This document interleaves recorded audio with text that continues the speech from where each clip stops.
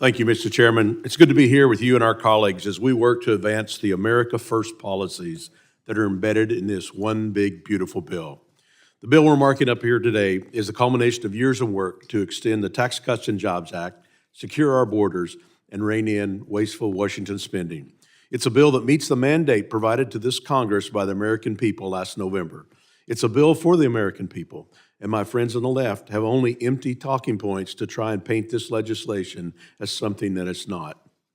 Today, I want to take a brief moment and refute some of the lies with some of the facts. First, let's look at the historic Tax Cuts and Jobs Act. While nearly half of my Republican and Democrat colleagues were not here in 2017, I remember the, quote, crumbs Nancy Pelosi claimed the middle class would be receiving because of the Trump tax cuts. The reality is those crumbs were really thousands of dollars in lower taxes, increased wages, and stronger economic opportunities for Americans at all economic levels. On tax day of this year, I wrote an op-ed about the left's deceit on the Tax Cuts and Jobs Act. Mr. Chairman, I'd like to submit that op-ed for the record. Without objection, so ordered.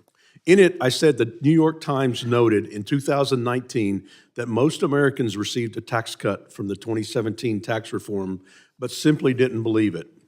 Their quote was, "To a large degree, the gap between perception and reality on the tax cut appears to be a flow from a sustained and misleading effort by liberal opponents of the law to brand it as a broad middle-class tax increase," the paper wrote.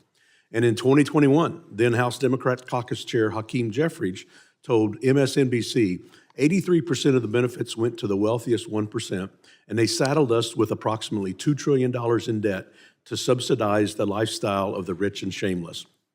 The statement was so bad, the Washington Post upgraded its fact check from 2 Pinocchios to 3 and called it a zombie claim. That's because Jeffries and the Democrats were relying on projections that would happen after significant provisions in the Tax Cuts and Jobs Act expired.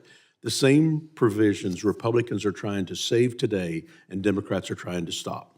In the op-ed, I went on to say the flow of misinformation has convinced the broad swath of Americans that they didn't receive a tax cut, which they did, and the same cast of deceivers is trying to dupe Americans by promoting the extension of the law as a tax giveaway for millionaires and billionaires, which it isn't. The Joint Committee on Taxation said Americans making between $30,000 and $80,000 would pay 15% less in taxes in 2027 under our bill, a nearly double higher percentage than those making over $1 million. Nevertheless, we're already seeing success in our physical and financial security. This week, we learned the annual inflation rate is the lowest it's been since Joe Biden first took office more than 4 years ago. Let me be clear, prices are too high, and the impact of inflation is still hurting Americans and hurting Kansans, but we finally turned the page.